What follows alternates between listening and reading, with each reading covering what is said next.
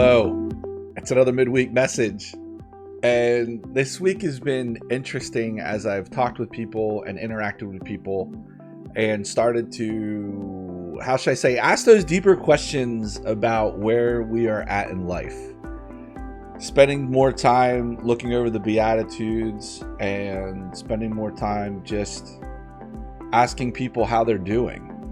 It has started to unlock this question that I've been wrestling with, and I pose it to you now. In Romans chapter 12, verse 2, there's these words that tend to shout at me, and they stick out, these words in the scripture, and it's something that I wrestle with on a regular basis, and I find that most of us do, and it says, do not conform to the pattern of this world, but be transformed by the renewing of your mind. Then you will be able to test and approve what God's will is, his good, pleasing, and perfect will. That is such a hard thing to comprehend, I think, especially during a time like we're facing now.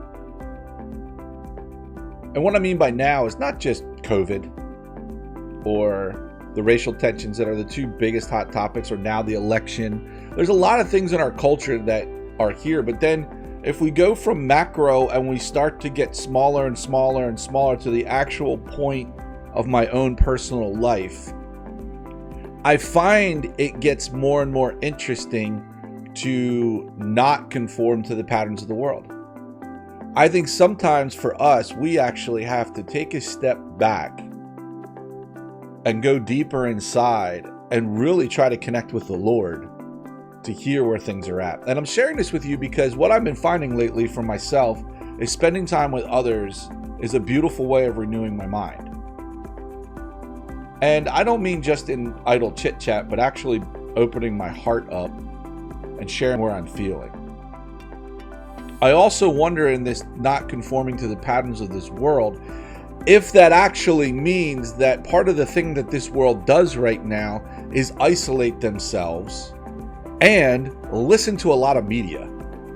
I am shocked and appalled at how much media I take in a week without even realizing. Just flipping on my phone and checking my news feed on what the latest hot topic is, trying to keep abreast of things. And I started to catch myself realizing that media is coming at me so much. There are so many ads coming at me, and I started to do some research and realized that we have so many ads coming at us that the time that I spend listening to the Lord can be very, very quickly overshadowed by this world with the messages that marketers are trying to get to me.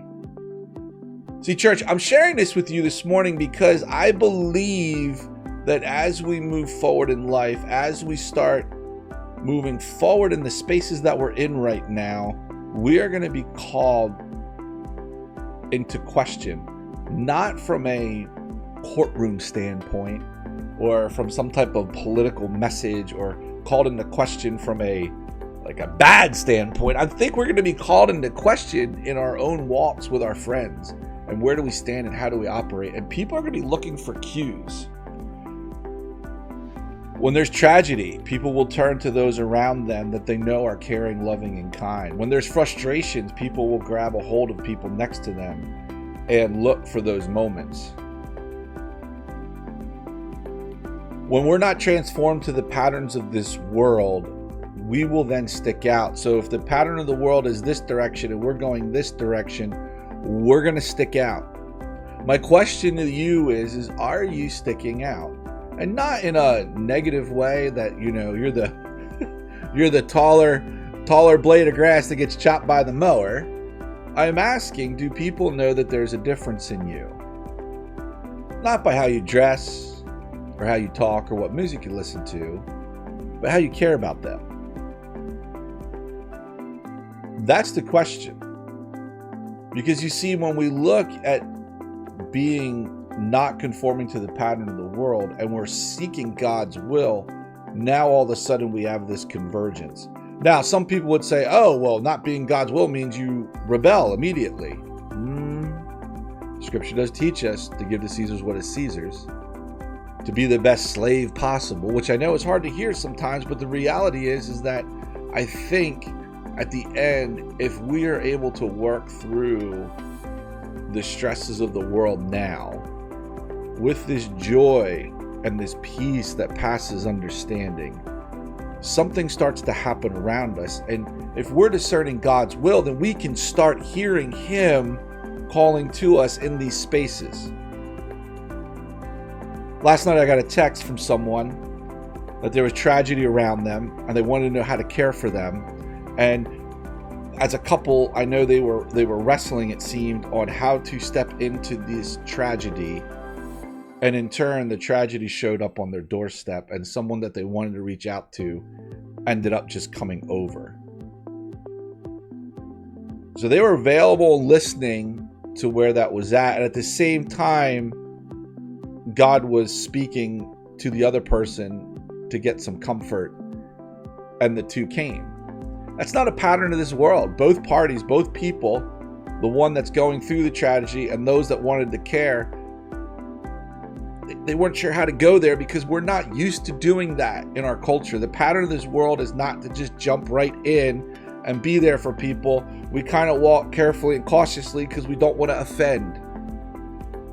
And see, church, I'm sharing this with you because I believe that right now, in all the times of our nation, in all the times of the history of where you're living, in the town you live in the borough, the township, wherever, there's never been a time like this where we as the church need to step up, not because whether or not we're holding a service on a Sunday morning, but we need to step up in how we love and care for others around us. I'm sharing this story with you because I believe that if you are seeking God's will, He will make it known. I believe, in my own life at least, I have seen that God shows up when I need Him to, because my heart is being open to Him. Because guess what? God's always here. He doesn't stop showing up. He's always present. It's us turning our eyes towards Him. It's us getting Him in the view. It's us looking and seeing how it is that we're supposed to be focused. So this morning, church, I ask you to spend time renewing your mind. I ask you to spend time calling up a friend or grabbing a social distance drink. And if you want to spend time with me, feel free to drop an email. Love to get together with you. But at the end of the day, I want you to know that the Lord is already here. He's already present, and He's already engaging us, and He wants us to be a part of His story.